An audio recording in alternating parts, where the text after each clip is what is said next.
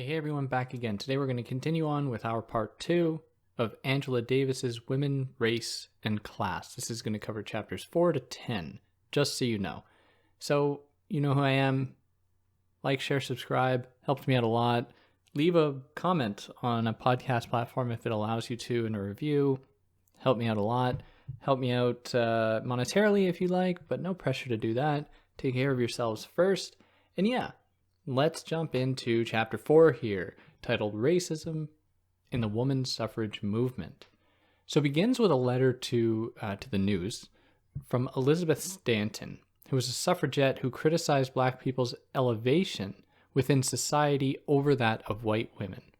So echoing this, Henry Beecher advocates white women receiving the right to vote before black men, which scared lots of people. The idea that maybe if suddenly black people were no longer enslaved, that black men would then exceed the position of white women in that society. And so many white women white women fighting for suffrage, for the right to vote, were opposed to abolition out of that fear that they would then have to go up against another class of men, that is, black men, who would then just control them like they were being controlled by white men. So many white women, after the Civil War had ended, believed that they should have attained the right to vote from the Republican Party in the North because they sided with them. They were opposed to slavery and they sided with them in the Civil War. However, they didn't receive it. They didn't get the right to vote. And so was revealed the Republican lack of interest in women's equality, and that of black people siding instead with Northern capitalists.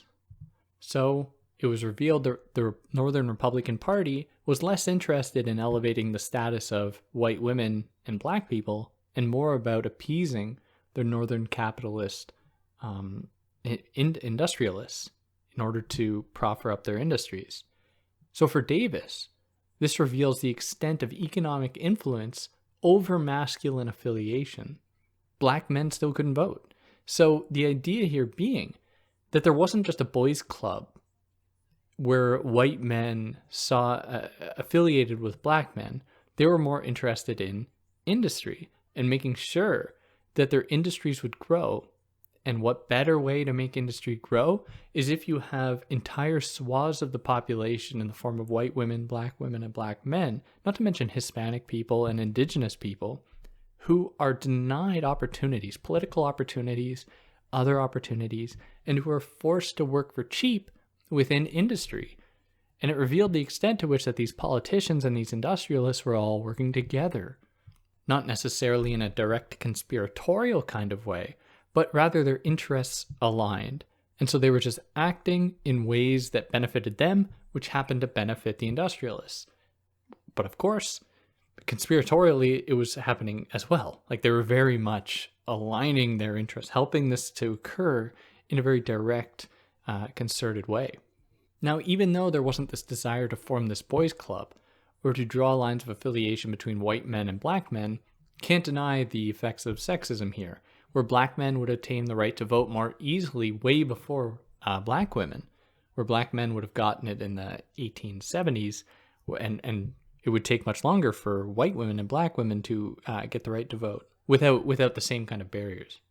Now, as I said before, obviously following the end of slavery, black people had their eye on the possibility to vote.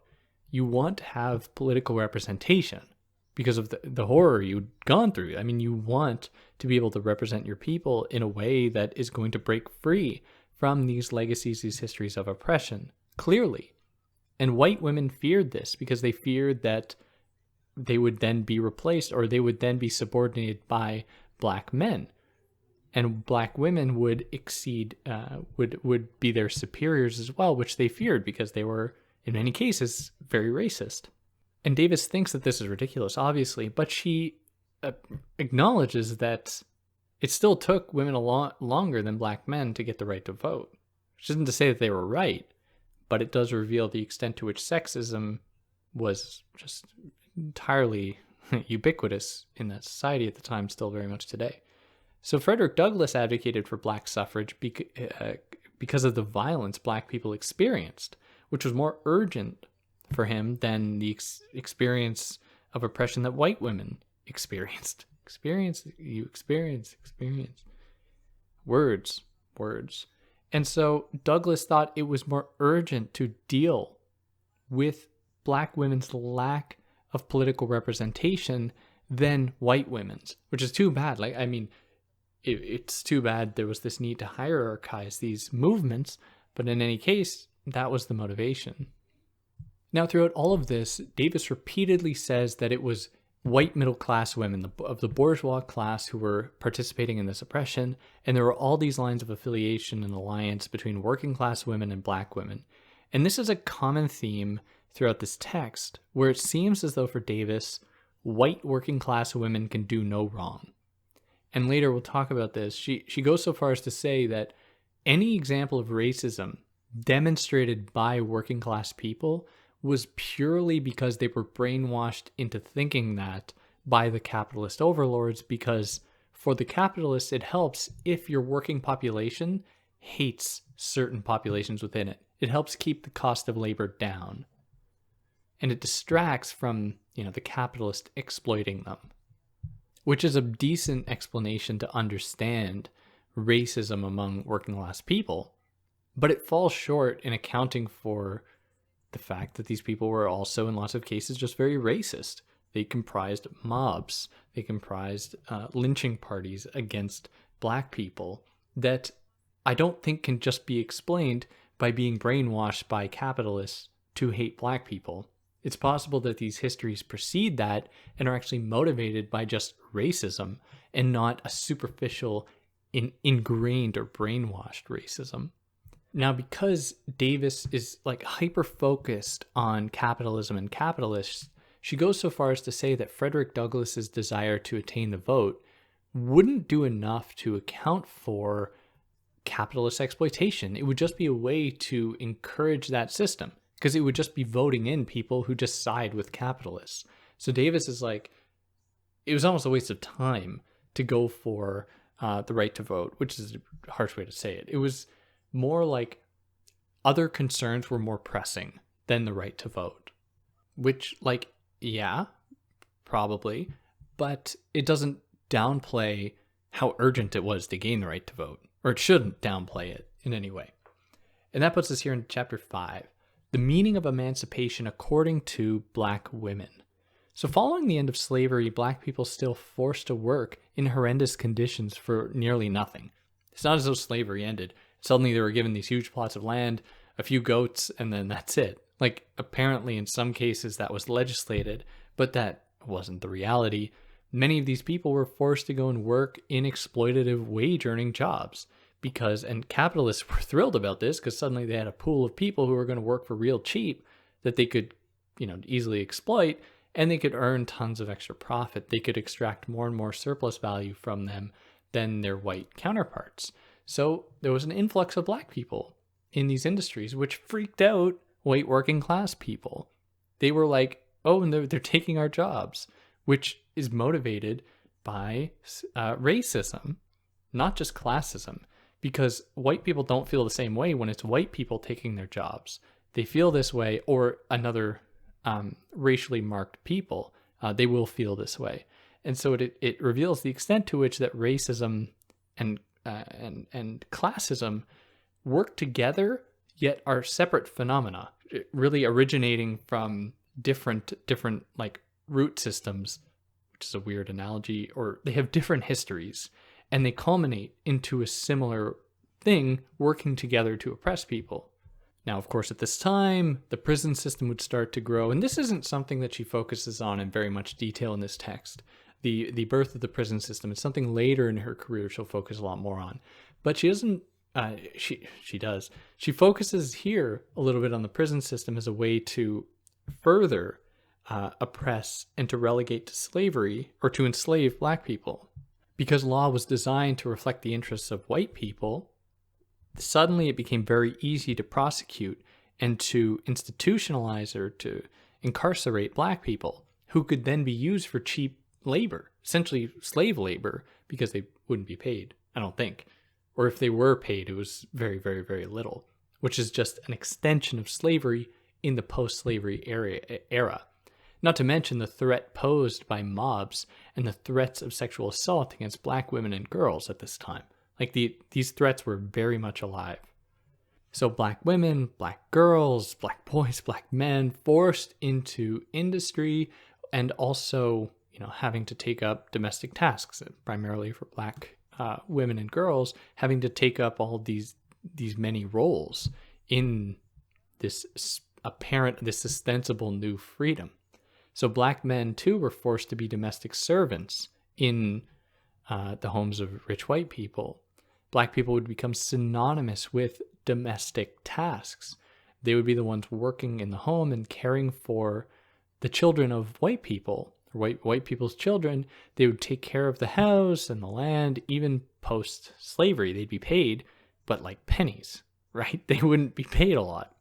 And this would create a rift as well, because their labor, in this Marxist idea of there being productive and unproductive labor, would be characterized as being unproductive, which would actually create some animosity among productive workers, which is it's just, I often struggle with dogmatic Marxist thought, but this is something that I find is often unaccounted for within Marxist circles, where there's this desire to just unify all working class people, as though there will not be animosity between working class people in the way that they each perceive their contribution to this thing called being productive, which will then just create these other divides that need to be accounted for. Otherwise, we just risk perpetuating these cycles, which isn't to say that the movement is not necessary. Like, the critique of capitalism is not necessary, but accounting for these various other possibilities so that cycles of oppression don't continue. So with black people being relegated to these new domestic tasks, which many of them just worked during slavery as well, this revealed the extent to which, revealed the limits of white people's care for black people, right? Like, the racism was still very much a part of that society's endemic to it. And that puts us here into chapter 6, Education and Liberation, Black Women's Perspective. So in emancipation, many black people wanted to gain access to schooling because education would prevent slavery from happening again. At least that's the idea. If you can educate people, they won't fall prey to being enslaved, which is like, yeah, but at the same time, Davis is drawing these connections or these parallels between wage labor and slavery, saying that they are both the same as being a form of exploitation, but we know now that schooling is very much amenable to capitalist growth. It is a way to mold people for working wage labor jobs to be productive workers. Now, beyond that, of course, black people did not just want education; they wanted land, and they wanted political representation. They wanted the right to vote. However, education would mean problematizing the racist idea that black people were less cognitively developed than white people. Efforts to educate black people by Frederick Douglass, Lucy Prince, for example, were met with much resistance, forcing black communities to open their own schools. White women who tried to teach black people, like Prudence Crandall, mentioned before, or Margaret Douglas, they were imprisoned. Schoolhouses were burned down. There was, in the case of Myrtilla Minor, whose schoolhouse was burned down for trying to teach black children, black youth, black people, I think adults as well, in her school. I think adults. In any case, in her school. And a lot of these people, like even these white people who were trying to teach black children, they were putting their lives at risk. Like they were very brave in all of this. Like, really, like it's commendable. Like it's amazing. Now, the period following slavery saw a new kind of racism emerge, where abolitionists were not thrilled with black people occupying the same places and spaces as them, as I mentioned earlier. Like, they wanted slavery to end, maybe for not the best reasons, and so they still held racist beliefs, where southern states prohibited black education, for example. Some of the most significant progress came when black and white women collaborated to try to allow more and more Black students into schools. And because this text focuses like a lot on the history, it doesn't get so much into segregation, because that's not her focus. She's really looking at this history, like a bit into segregation, but like this went on for so long. Like segregation, like so many people's grandparents lived in segregation. It's just wild. Like, and the ripple effects, like they're going to be felt for generations. Like you can't just undo it. And they're just the resistance to doing anything about it now on the part of policymakers. Like, my God, it's like, anyways, puts us here into chapter 7, Woman Suffrage at the Turn of the Century, the Rising Influence of Racism. So here she starts by recounting the friction between Susan Anthony, who's a white woman, and Ida Wells, black woman, where Wells thought Anthony prioritized white women in the suffrage movement. So Susan Anthony worried that including black women would push away other white women, where if the suffrage movement started to represent black women, or included black women, racist white women who also wanted the vote wouldn't join their cause, and that would hurt the cause. So she reflects on the provenance of racism and segregation, that's Davis, of racism and segregation in late 19th century, not to mention all the lynching and mob attacks against black people. And it's like of course Susan Anthony is wrong.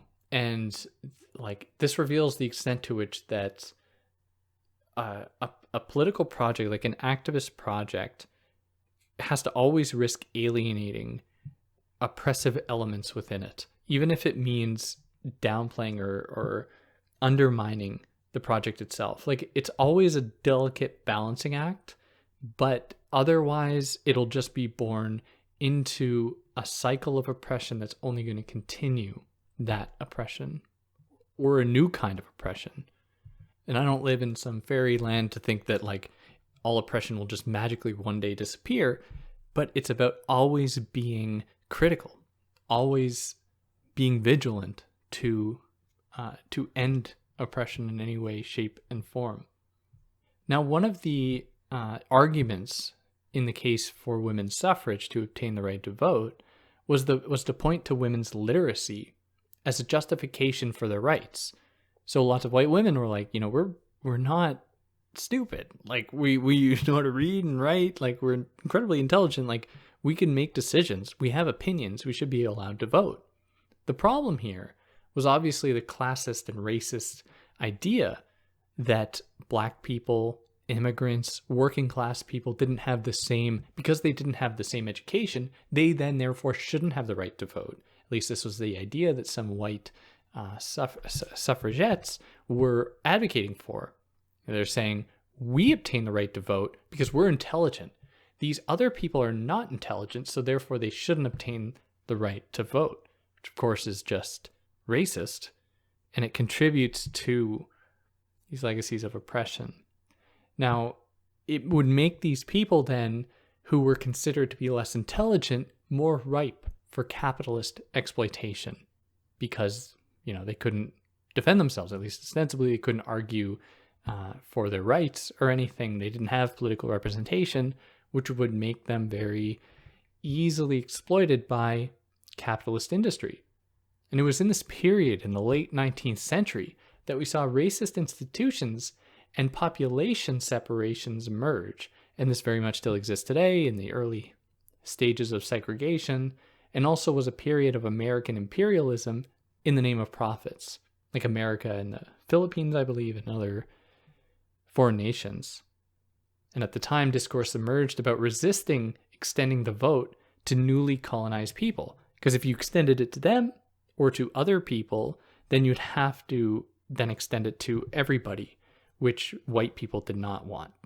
So the suffrage movement, with Susan Anthony at the helm, they were at best indifferent to non-white women's struggles and their efforts to gain the right to vote.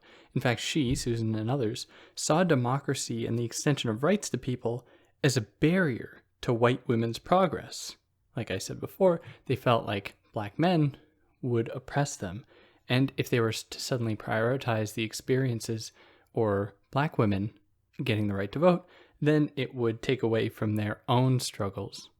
Now, these disagreements, if I can reduce their severity by calling them disagreements, these were good business, right? You create conflict, suddenly large swaths of the population are more exploitable by capitalists. They're willing to work for less because they're experiencing vicious oppression. And this was all going on without necessarily acknowledging it, because for Davis, and like I think this is a strong point, like clearly slavery had to end. Like weird thing to even say. But what happened was that the capitalist alternative sold itself as the best possible alternative, and it could assume that status, which naturalized it, which made it seem as though it was the only alternative. Now, of course, there were labor strikes, there were labor movements to oppose it, but in any case, among the broad social body, it was a way by which people could actually exercise their newly attained freedom. And it was also a time with this growing atomization of people and with the growing use and development of science at the time, new kinds of racism and justifications for racism were emerging.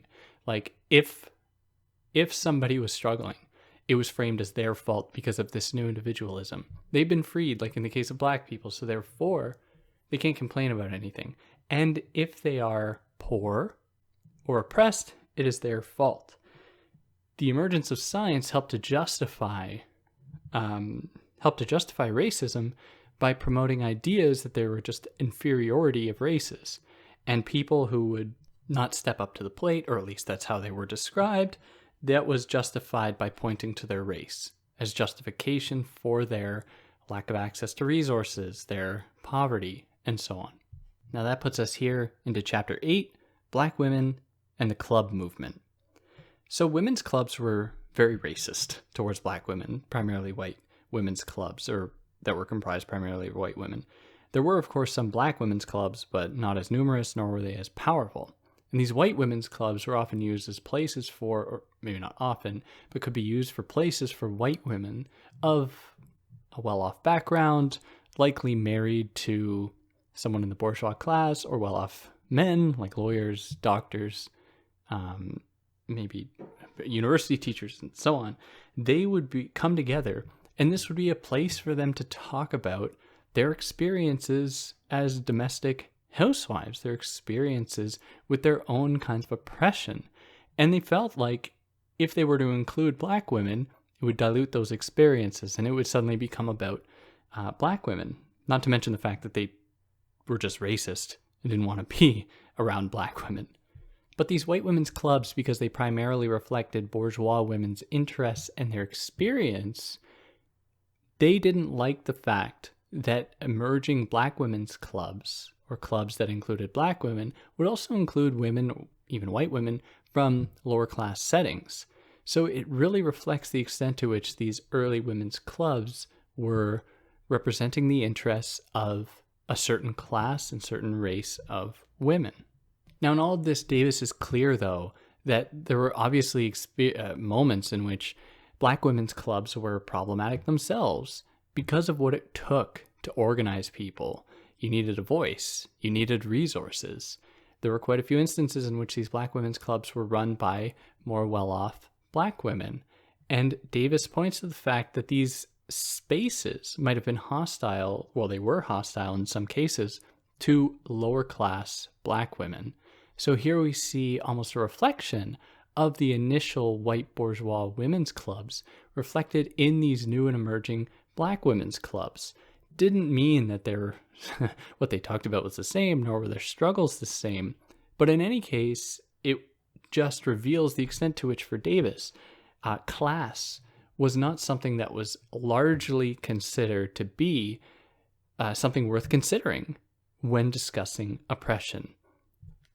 And they served the function, too, of providing a space so that Black women wouldn't have to be among white women, because white women didn't want that. They were worried their club would be tainted if Black women were to suddenly occupy their space. And so it helped to foster a sense of separation and segregation that would really continue from then onwards, which isn't to say that black women are like culpable in this, that this is all they could do, right? It's not like they could just join the white women's clubs, but this is kind of what was occurring beneath the surface, or an unintended consequence of these emerging clubs.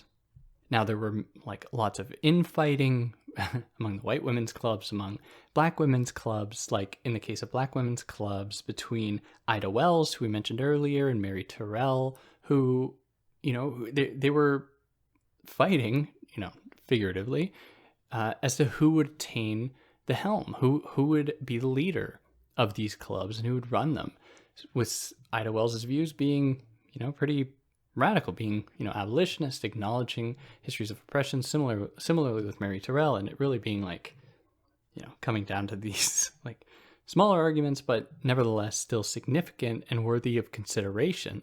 So it's not as though these spaces were immune from conflict. Conflict was very much embedded within them. And I wonder, because like this is certainly something we hear today, like if within like black organizations, if there are any issues, it's taken as a sign of that community or that organization's failure to coordinate themselves. Like they are not able to effectively coordinate or cohere around a single cause. So therefore they use that as a way, or commentators use that as a way to delegitimize that cause. I wouldn't be surprised if at the time the same thing was occurring, seeing these types of conflicts and using that as ammunition to say, well, therefore, they obviously don't care too much about their cause if they're more concerned about who's going to attain power, which is a superficial drive, a superficial desire. But in any case, like I don't think Davis goes into that, but like maybe something that had occurred. And that puts us here into chapter 9, Working Women, Black Women, and the History of the Suffrage Movement. So the first unions that emerged in the States were very racist and sexist. Obviously, they would represent white men's interests, white working men's interests and their desires to attain better wages, to attain better working conditions, and so on. And this is, you know, we see this in Marx as well. Like, it reflects white men's experiences with wage labor. That is, the Marxist project largely reflects that. That's why it's important to include other perspectives. Now, similar to the way in which black women formed their own clubs when they weren't allowed into white women's clubs, black workers formed their own unions. They formed their own organizations to fight for their own increased wages, better working conditions, and so on. Now, obviously, white women union people like Susan Anthony and Elizabeth Stanton feared this would mean black men getting rights before white women. And this is something that repeatedly comes up again and again and again. This fear embodied by people who are marginalized, like white women being marginalized in their own way, using that to put down other marginalized groups, which is just so common. But, you know, it's also something that, you know, for me, I don't consider myself marginalized in any respect, given the great amount of privilege I experienced. So it's like kind of, I don't know, misplaced for me to be like, oh, we'll just all get along and just like work together. Like, obviously, I recognize that it's not always so easy, and that these types of conflicts are very difficult to exercise away, to remove. Now, Davis suggests that these criticisms revealed how out of touch these women were, the idea that black men were just going to oppress them, believing that the working class women were prioritizing the right to vote when they were working, their working life was a very threatening one, and they were working for nearly nothing. So for Davis, she's pointing to the fact that for many of these working class black people, their concern, not necessarily with the vote, reflected their immediate necessity for working conditions to improve. They were just looking at the right to vote down the road. They're more concerned with feeding their families, attaining a living wage, and not being exploited in their daily lives. Voting, more of a dream to occur later. And they just reflected that as these white women and people who were reactionary against black people's union organization, they just reflected a bourgeois ideology which clouded their view to properly understand that working class women and black women alike were fundamentally linked to their men by the class exploitation and racist oppression, which did not discriminate between the sexes.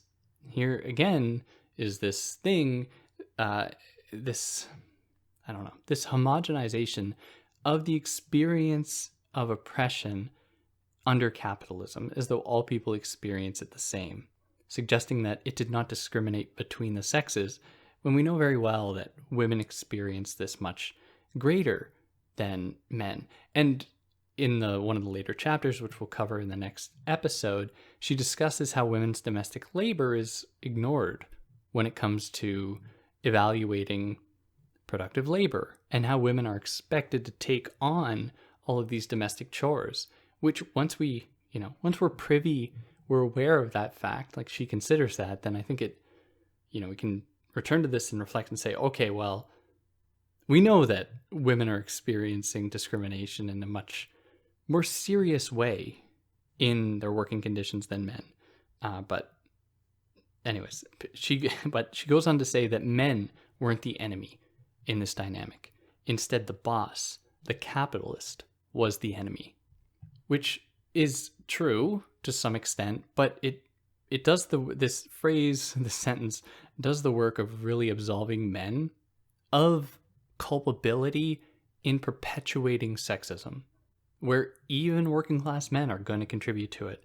And, coming from a pretty Marxist background, Angela Davis having studied under Marcuse, like this influence is clearly there. Trying to understand broad oppressive systems in a very neat way to say that, okay, we know where the enemy is. It's the capitalist, and that's it. When it can be both, acknowledging that the capitalist is an oppressor, but so are men in so many ways, just regular everyday men, in the values that they have internalized in their world, the sexist values they've internalized separate from capitalism, and how they work together to oppress women. And it demands interrogating both and evaluating the different histories and the different ways to respond to these forces of oppression. So for a long time, like mentioned earlier, accessing the right to vote would have just meant like voting for somebody who was in bed with the capitalists. Didn't matter who, really. Voting for people who wanted to return to slavery or who were sympathetic to that, or voting for people who were just trying to push industrialization and the exploitation of wage laborers. And it wouldn't be until the early 20th century when political parties became an option that would actually try to advocate for working people, advocate to improve working people's opportunities. And, we really have unions to thank for this. Like, otherwise we'd all still be working 12, 14-hour work days, 6-7 days a week without any breaks, really. And like, if it were purely up to the capitalists, they would pay people as little as they could for as long as they could until the people just died, keeping them at the absolute bare minimum in order to maximize profit for themselves while minimizing the wages that they give to their workers. Now, Davis suggests that unlike white men with white women, black men were largely much more supportive of black women obtaining the right to vote. White men resisted this a lot, whereas black men were like, this needs, we can't have liberation without women also attaining the right to vote, much like abolition. So like W.B. Du Bois, Frederick Douglass, of course, they were important figures in this struggle, including women and women's experiences and women's needs in the fight for the right to vote. And yeah, that'll wrap this up, chapter 9, and we'll continue on with chapter 10 next time. I can't remember if I said at the beginning. I said we'll go 4 to 10. I guess, did I mean that inclusive? Well, I know what I meant, but I'm stopping here. Next time we'll take up from chapter 10, and that'll continue all the way to the end. Until that point, let me know if there's anything if I mischaracterized anything Angela Davis said, I got anything wrong or anything I omitted that, it's really important to include.